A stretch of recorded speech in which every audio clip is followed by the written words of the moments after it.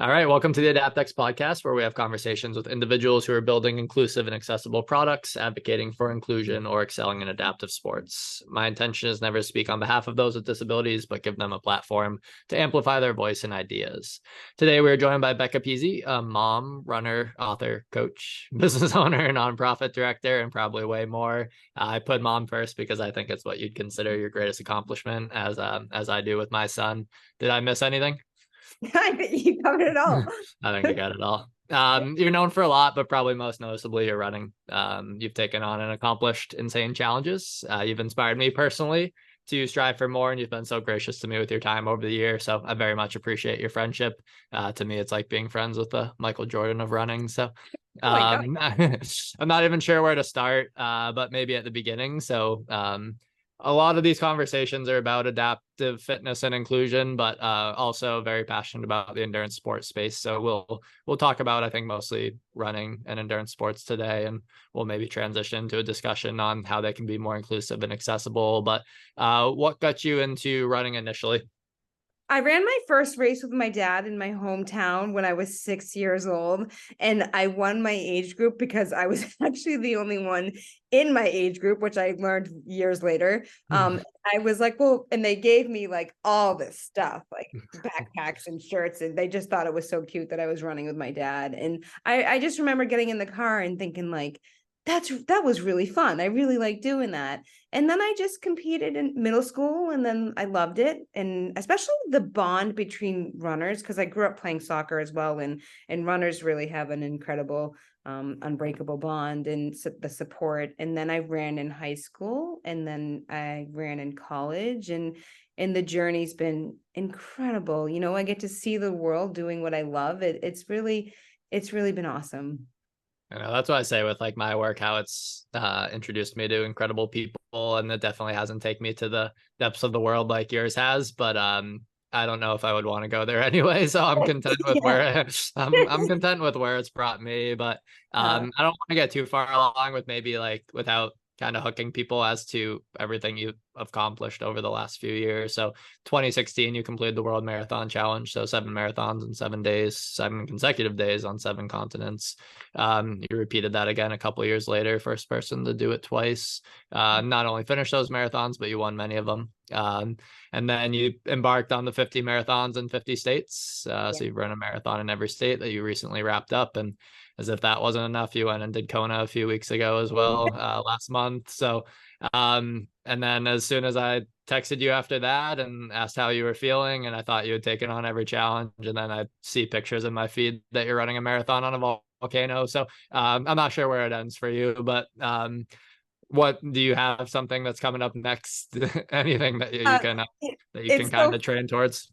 Yeah, I'm running well Feast or Five because I love a good Thanksgiving race and the Feast or Five gives these awesome pies that are like really awesome. But the next endurance race is the Antarctica Marathon. It's my fourth time running Antarctica and I'm blown away. Every time I go to Antarctica, it is just so prestigious and beautiful. And I feel so lucky to be there. So I've recently taken on the role of race director of Antarctica Marathon, which to me is like a dream. You know, I get to race direct and run the Antarctica Marathon. So we ran, you know, you land on a glacier and you're running on a glacier. It's just so different and unbelievably awesome. So um, I look forward to going, but every single year when I'm there, I'm like, this might be the last year for me. But then I'm just really cold with those thoughts. I'm freezing, and Crazy. then I watch the Russian illusion military plane come in, pick us up, and drop us off, and it's awesome.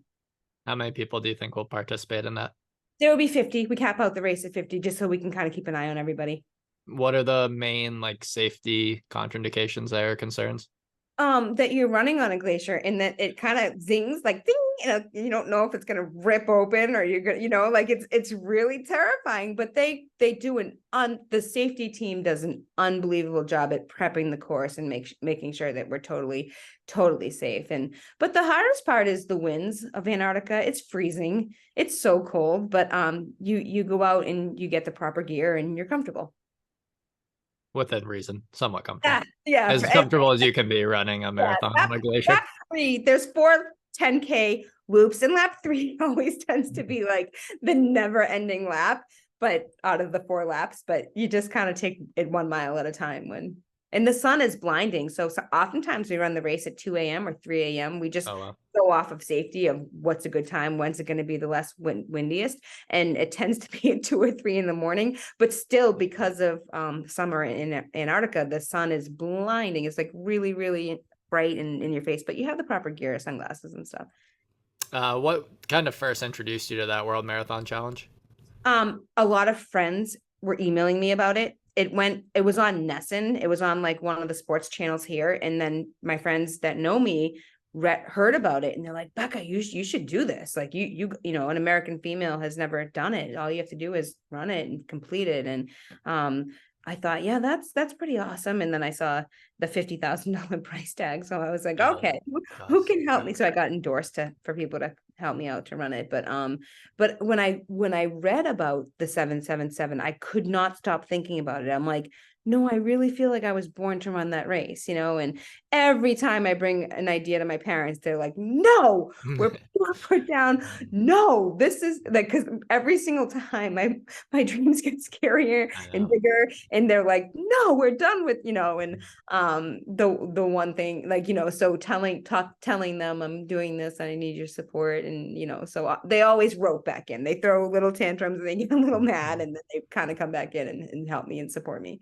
That was one of the things that was just kind of like crossing my mind as I prepped for our conversation. Like a lot of people are content finishing a 5K and then they're content finishing a marathon. I'm content trying to shave a few seconds off our marathon and train a ton of hours just to shave that like minute off our marathon, hopefully.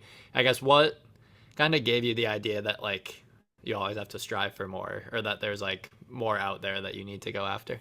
Life is too short. I keep reading about like all these events, and I'm like, I think I'm just drawn to the ultimate test of endurance and strength marathons. And I'm really drawn to, like, I read about a 50K and I'm like, oh, I think I can break the course record, not just like run it, like break the course record. So I love that feeling, and I love the greatest thing about being me, I think, is the fans are so loyal and supportive, and it means a lot to me. So I like to make them proud, and especially the young girls. That yesterday I was at the Feaster 5 Expo and I'm taking tons of pictures with first time girls running and boys, and it's something, I'm signing their bib and I'm like, wow, this is really special for me. I really love it. I love to be included and go to expos and any races. I'll do just about anything, but I really do love the endurance marathons. Yeah, you didn't hesitate to come out to our expo, even though it was paled in comparison, like the Feaster 5. But you take on so many challenges with high degree of uncertainty. Yes, like for me, when Jacob and I travel for a marathon, it adds such a layer of stress and like difficulty before you're even working on what's supposed to be the hardest part, which is so you seem comfortable kind of going out of your comfort zone. Is that something that you guys Yeah. there? I learned to not worry about anybody else and just to like put a race plan together and to race my plan, because for example, one of the girls in the volcano marathon was way faster than me, and like she's like a 2:45 marathoner, and I just said, you're trained, and race your plan and don't worry about anything else. But all my life I've been under a lot of pressure, and so I've learned that I just need to set 2 goals. On a perfect goal day, I'm going to do goal number A and everything's going to go well. And then if A is not going so well, I have a backup plan for B. So I think it's important to have 2 goals. But I don't tend to crack under pressure. When I was running 17:30s, 5Ks in college, and everything has to go so smoothly for that. I do well under pressure. So that's a good thing for me. But I also like, I know that every time I go to race that I'm well trained and prepped, so I just hope my body holds up and hangs on. And, there's still different things, like you guys broke sub 3 in Martha's Vineyard. I still haven't broken sub 3 yet. So that would be a dream for me. I'm only like 309. So there's other things I want to rope it back in when I'm done with the endurance marathons and shoot for a fast marathon. So you and Jacob definitely inspired me to do that. I feel like I saw you at Martha's Vineyard and I was like, wow, you guys just look so strong and inspired me. And everybody was cheering for you. I don't know if you could like really grasp that. People, because I saw you on the out and back and everybody was like cheering Mm, to you, and it was so yeah, awesome. I think I was kind of out of it. About halfway through is when, maybe obviously a little more than halfway through, is when the half marathon joined the marathon course, and we were on a bike path, which in my mind felt like it was going to be good, and then in execution it was not because everyone was on the bike, and so I spent a mile or two.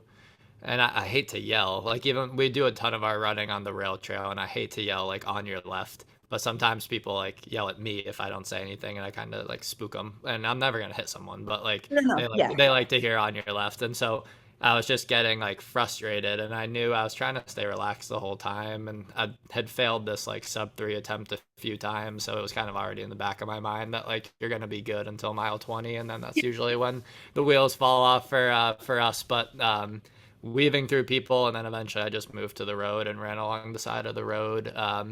But no, I was kind of, I guess, my own for anyone or be an inconvenience for anyone because I didn't want to affect that. The only the one comment I heard was at like mile 25 from someone who was like barely running, and she just goes, "That doesn't look like it's good for your back." And I was like, "Okay." Yeah, I was like, I'm zipping okay, by, but that's okay. yeah, But yeah, no, it was a good event, and I'm glad it felt like a little bit of a relief. Maybe I like I was gonna ask you about the pressure because you said like, and I was wondering is as these things kind of stack up, are you feeling more pressure? Are you like, yeah. is it ever gonna get to the point where it's not enjoyable because you're putting too much pressure on yourself? Yeah, I worry about that. I really do because at for some weird reason, I'm 43 years old, and for whatever weird reason, I'm getting faster. I don't know if it's like It's a weird reason. I mean, I don't know why. It makes no sense that I'm getting faster and banging out like really fast runs. And so with that comes a lot of winning, and I have been winning, like I won the Garmin marathon, and then and then you go to the next marathon and you're number one, or you go back to that marathon and you're given number one, and people Google you and they tell you like, oh, I Googled you and I saw you, and and I'm like, oh, and it does like, and then the race invites you, maybe like a race invites you, and there's a lot of pressure to do well. But I always tell my daughter, like, if my biggest stress is now that she's a teenager and all her friends follow me, like that I don't win and I don't have a good race, but then I just tell her I have given it everything I have, and I remember Shalane Flanagan said in her one of her talks, like, are you doing everything you can be doing right now to win this race or to meet your goals? And when I asked myself that at like mile 18, I feel like I can reach a little bit more. Like, all right, Becca, you flew. And that's the thing. Like, I did not fly to Chile 21 hours for second place. Like, I can talk myself. And I said, I'm looking at this girl. I'm like, how am I going to beat her? She's a 2:45 marathoner. But all these things come in your head. Like, I worked way too hard running 6 days a week and 100-mile weeks. And, I worked really hard for this, and I didn't fly all the way here for second, and sometimes I run with my daughter's picture in my little spy belt, or, in pocket or something. I just dig deep for inspiration every single time I go to race. But yeah, the pressure, I've cried before, and my husband's like, shake it off. You're okay. You got this. And I'm like, because running is a very stressful sport. It just Yeah, is. Like, there's no team. Like, yeah. I mean, in high school there is, but I've learned that people are proud of me no matter what, and so It's often a self-induced pressure though. Like I feel like I fabricated this like whole breaking three into a way bigger of a deal than it actually is. Like ultimately we're just out there going for a run, but I felt like I was bringing like my gym community along, and people were texting me during the run, and I just like I felt, and it was helpful. I think it actually ended up being helpful, but I felt like other people were like relying on me. Not that it had any bearing on their life whatsoever, but like I felt like people were depending on me to like accomplish this goal, so then we could go run Boston together. And I think like one of the mantras to me is I tell myself that it's a privilege to kind of suffer through these marathons. Like there's a lot of people that don't get the opportunity to run, or they don't have the ability to run like we do, and it's a privilege to kind of feel that pain the last 10K of a race in a weird way. no, you're right. Like, we get to do this. People don't get to do what we do. We get to do this. You're right. Yeah, but that's a tough thing, and it's good to hear that you struggle sometimes, because when you just bang out marathon after marathon, it feels like you're just kind of invincible in that way. Yeah. Yeah. Can you point to one or maybe a couple that you would consider your biggest achievements? You know what? Like my biggest achievements are races that people don't even know about, like running 17:12 in college and coming in fifth place. Like that is something that personally I will never ever forget. It's something that I worked really, really hard to break 17:30. And that it's funny because like people think, oh, Becca 777, and but it I would have to say finishing the 50 states is by far my biggest achievement, and um a lot of I had a lot of sicknesses and injuries and all the things. And you just when I went to Texas, I'm like, I don't not that there's nothing against Texas, but I don't want to fly back here. So got it out. At mile 15, I had this like stabbing pain in my calf, like this like somebody was stabbing me. And I'm like, I don't ever recommend running through pain, but I spent $3,000 to go to Texas, 2 flights, 2 hotel, and I don't want to come back. And not that I don't, it's not Texas personally. It's like, that's the thing. Or I went to Fargo, North Dakota, and it was like, you spend a fortune on these marathons, and I leave my daughter for 4 days, and so I think my biggest achievement is definitely, and then winning Antarctica. Like I worked really, really hard.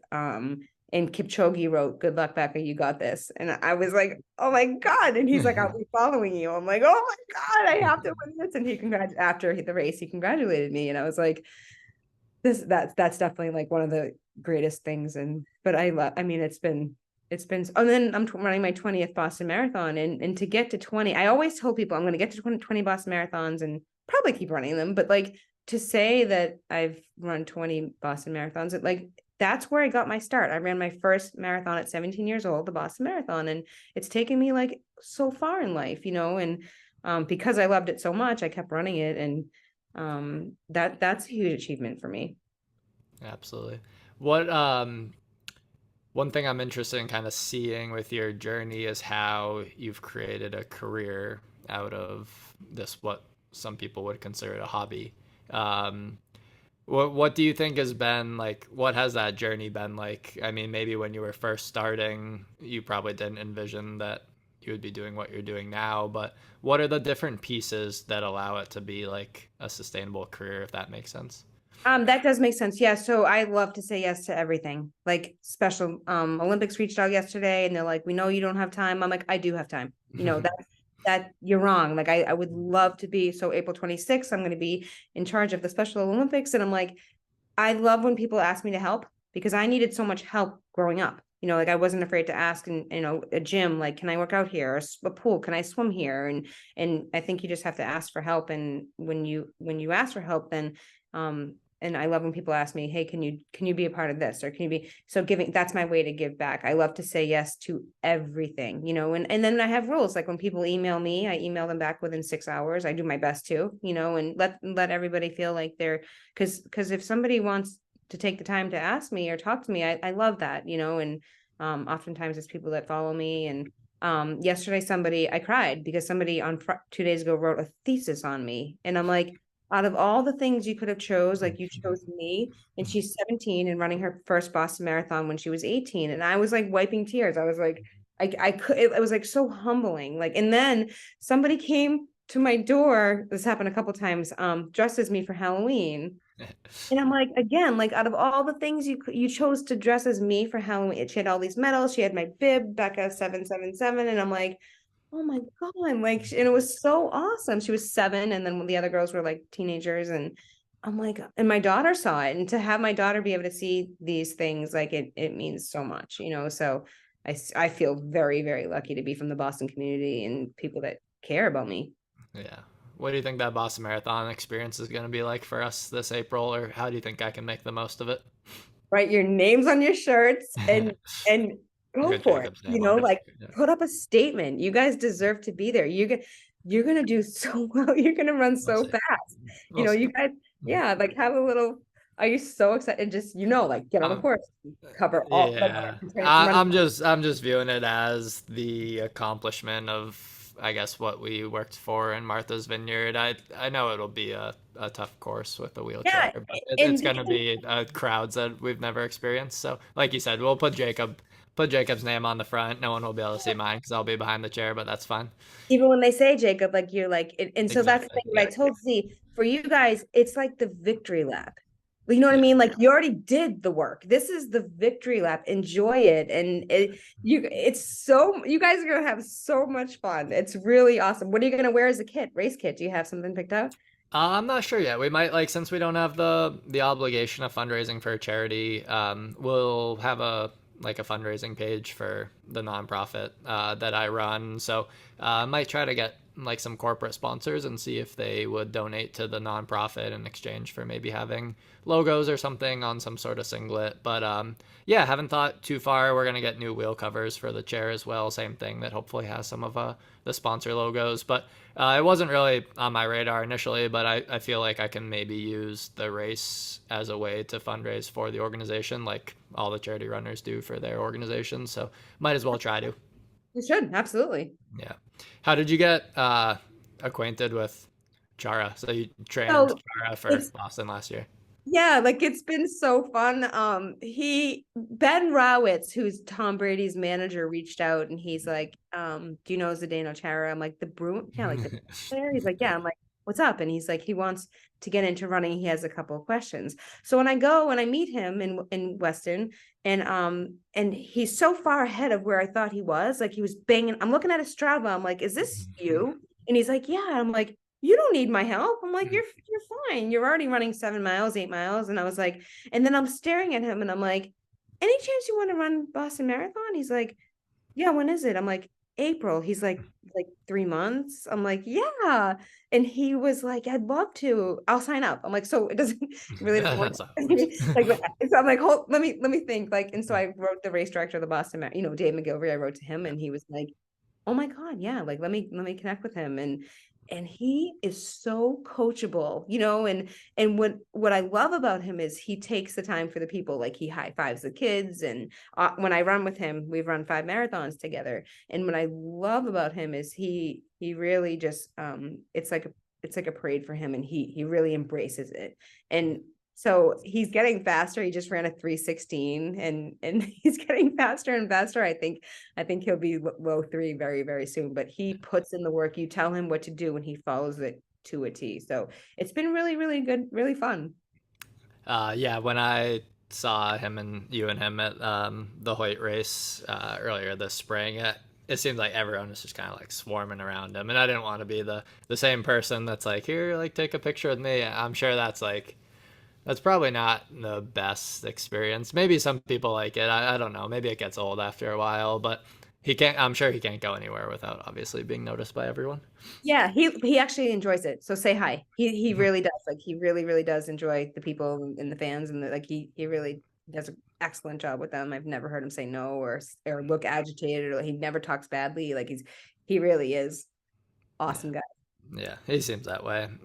Endurance sports have the potential to be maybe the most accessible sport in the world. All you really need is your body and whatever mobility aid you use, whether it's your shoes or your chair. What do you think, and maybe this is just too broad of a question, but what do you think races need to do to be more inclusive and accessible? Let them know. Like one thing that I do when the first thing, like that we are adaptive friendly, like whatever it takes. And what I do is I reach out to somebody like Joe Lamar and I say, can you come check my course with me? Because you're just going to have ideas that I don't have. So race directors need to do a better job at including everybody and having the same prize money and everything that everybody else does. So I offer my prizes the same, Newton sneakers, same adaptive as non-adaptive. And you want to, at first I said sorry to bother to Joe Lamar, and he's like, no, it's no Oh bother. yeah, no, he's been awesome for me as well. Yeah, and I don't, because I don't know, and so I said, can you come look over my course with me? And he did, and it was awesome, but I think like offering, does anybody need a tether? Because when I started tethering with and visually impaired runners, it was because I saw an email come through from a race I had run. So they're like, can anybody keep this pace, a marathon tether at a 3:25 pace? I'm like, I can. So I went down and I tethered with a visually impaired guy, and I was like, all because that race director took the time to email the runners. Yeah. So I don't know, like I love that. And that's a very memorable race for me, you know, and to get to help somebody else, like I really do love that. So I think if race directors and they need to not be afraid to ask, like, what do you guys need? Or you guys want to be give, you know, come to my race, and I think include being more inclusive, including. Yeah, that was one of the things with like Dave, Joe, Bill Richard, and a couple others. And I met after some races this fall, and we were talking about that and just trying to come up with best practices. I think a lot of times, if unless race directors are like you, proactive in asking the right people, or if they've been involved with people with disabilities in the past, they know what questions to ask. But there's many people who don't. So I'm kind of trying to tackle that problem of like how can all races be more inclusive and accessible. So we're hoping to do a research project assessing the accessibility of road races, and then coming up with some better solutions and resources for race directors. But everything from the timing company to the course that you choose, etc., all kind of has an impact on that. That's the thing, is like I went over some gravel land and I said, I'd rather not go around the lake because of it's not accessible, you know, and then the board was like, awesome, you know. Yeah. So that's the thing, is to include, I think include everybody is I so think important. for Jacob and I, it's fine if a course isn't suitable for us. I would hold no animosity towards that, but I would want to just know in advance. So I think Yeah. that's probably the case for most people. Like, we don't expect everything to be suitable for us. I don't expect that everyone should drop what they're doing and cater to our needs, but as long as it's articulated clearly that okay, the course has a U-turn that's pretty tight, or the course might have some potholes in the side and you might have to steer around it or run into the road. Like, I can take on that risk, but as long as it's my decision and not Yeah. being made for me, I think is important as well. Are races including you guys more? Do you find that way, or how? Yeah, I mean, we're still like, it's similar. So Falmouth and Boston both have a 12 wheelchair duo cap.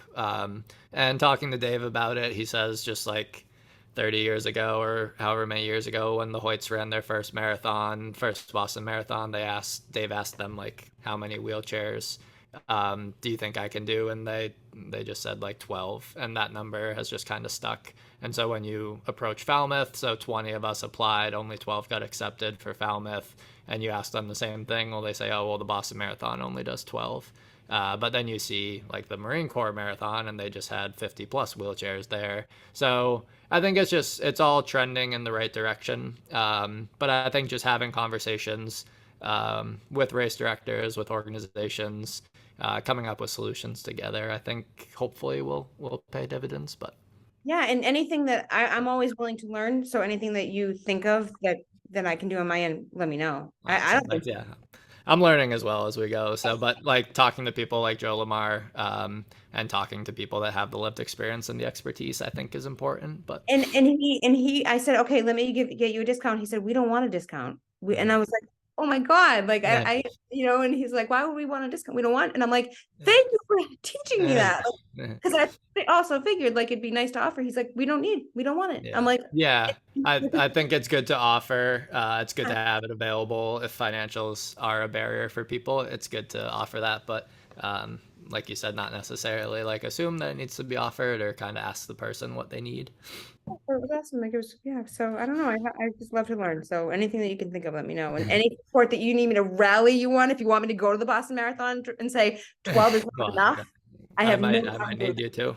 For some reason, like myself and a couple of the other duos, because they announced the lower standard for everyone. And honestly, I would have liked to have been held to that same standard, which would have resulted in us missing by about 30 seconds. But it took us like an extra 5 weeks to hear like whether we were accepted, and I'm not sure what the holdup was there. So talking to some people, it's just like if races want to be inclusive or accessible, to actually like demonstrate that they want you there, or to kind of like make it clear that they do. And I think that will come with time. But yeah, I might need you to If I they got you. if they don't listen to me about the 12 duo cap, maybe they'll listen to you. Wait, I'm sad to hear that. Yeah, I mean, if there's 30,000 runners, I can't imagine there's any reason why 12 Yeah, wheelchair duos work, but 15 doesn't. So yeah, yeah, hopefully over time with some more exposure and representation, that number will keep growing. But yeah. outside of the Antarctica marathon, are you going to stay within triathlon, or is that something Yes, you've finally I shifted? I learned that there was the Daytona half Ironman that I was invited to December 4th. So I'm definitely running that. That's in And like 2 weeks. I yeah, two Yeah. weeks. And I really enjoyed the triathlon training. It's by far the hardest work I've ever done on anything. And because you're learning three sports in one. So the swim is very hard. The biking for 6 hours at a time is very hard. But then when I get to the running, I'm like, yes, I got this. Yeah. But I ran my first practice try and I thought, this is kind of cool. This is Mhm. different. Because as I'm finishing, I knew that as I'd be finishing the 50 states and the world majors and everything, that I would need something else and not just running. But I want to do as many Ironmans as possible. Kona was unbelievable. It took my breath away. It was like surreal experience. And for 3 months when was in the heat of the training, I was picturing them saying, as I was crossing the finish line, Becca Pizzi, you and I are an Iron Man. And when they actually say it, like you can't believe it because you cannot count yourself in any part of that course. It's 90 degrees. I mean, it's really hot and humid and it's a long day. And so at no point, even at mile like 24, I'm like, I do not have this. I do not have this until I cross the finish line. But you enter the mat, which is like 400 yards long, Ironman mat, and then you're running and your heart's like beating and then they say your name and you have your moment. Nobody crosses the finish line together. Everybody crosses like one at a time and you're like, I did it. So that was actually a huge accomplishment for me too. So but I really enjoyed there were days when I was so tired I couldn't blink or get up and 6 days a week of training for 3 months. It was very, very hard, but I really enjoyed it. So That's awesome. I love it. One of the like themes that we've asked most of the people, and I guess we already touched upon it a little bit with the sports specifically, endurance sports specifically, but what do you think needs to be done for like businesses or a fitness center like mine to be more inclusive and accessible? So I think just reaching out to the community and saying, how can I help you? Like in going to different businesses and saying, hey, do you guys want to be involved? Or we're having a Friday morning session, or I want to motivate your employees. Like how can you go to a local bank and say, hey, I want to have a Friday morning class. Do you want to be in? And that's kind of like what a yoga studio did to me. They read about me. They're like, hey, do you need help? And I was like, yeah, I would love to go into hot yoga. So I started going just because I was invited. So I think being invited means a lot to people, whether it's like, and then they tell their friends and they tell their friends, and then you build a big but I think sending out surveys too, like when I finish my 5K, I like to send out like, what can I do better? So I think asking the customers, hey, what are two things you like about my gym and what are two things I can work on? Yeah. And they'll Yeah, tell you. like that sounds so obvious, but I think it's humbling for a lot of people. And I think that like growth mindset of like admitting that you don't have all the answers is something that doesn't always come naturally to people. It clearly does to you, but Yeah, and I think that's what happens is, and then sometimes I don't like their answer. I'm like, we had plenty of porta potties, or you know what I mean, or do you know how much it cost my police detail, or do you know how? Like sometimes I don't like their answer, but I've learned a lot in asking my customers, inviting people, and also asking my customers, what can I do better, even though I might not like the answer, yeah. but and then sometimes I invite other people in, like I invited Dave McGilvery, come into my 5K. What can I do better? So you might invite another gym to you and say, hey, I'll check out your gym. You check out my gym. What can we do better? Yeah, that's a good idea. Yeah, no, Becca, like I mentioned earlier, very much appreciate the relationship that we've had over the years. Keep an eye out on your next things. When is Antarctica? The week after Daytona. Okay, so in a couple weeks you'll do Daytona, and then a week after that you'll do Antarctica. Yeah. No big deal. And then maybe off some between then and I Boston. think so. Yeah, honestly, I'll probably take the rest of December off, like not off because I run all the time, but Right. like from swimming and biking, and then I'm gonna start in January, like getting on the course. I like to be on the course every 2 weeks at least. cover all of the course, like from Yeah. start to finish, just so there's no surprises. And Yeah, I'll have to come out because obviously everyone talks about the elevation changes, but I yeah, think you have to kind of experience it. So yeah, I'll have to meet you out there to do a yeah, run. I'd love that. I would love that. And like just getting like Hopkinton to the top of the Heartbreak, like that's a good run too. So getting dropped off and then picked up is always a big thing. But I want to put in like sub 310 for Boston this year. So Awesome. Well, we'll definitely plug the different channels that people can follow you along. Would highly recommend it. Like I mentioned, it's been a motivating thing for me as well to see everything you're taking on. As soon as I think I'm making progress and doing sure. things that are super impressive, I see yours and brings me back down to earth. So, Becca, thanks for being a great friend and an inspiration. You too. Thanks so much, guys. I'll talk to you soon. Thank you for listening to the AdaptX podcast. Our effort to amplify the ideas of our guests and create more inclusive and accessible industries is futile unless these episodes reach a larger audience. If you enjoyed our discussion today, please leave us a rating or a review on whichever platform you use. And if you would like to learn more about AdaptX, the course that we teach to health and fitness professionals and the projects that our organization is working on, you can subscribe to our newsletter through our website, www.adaptx.org. Until next Monday.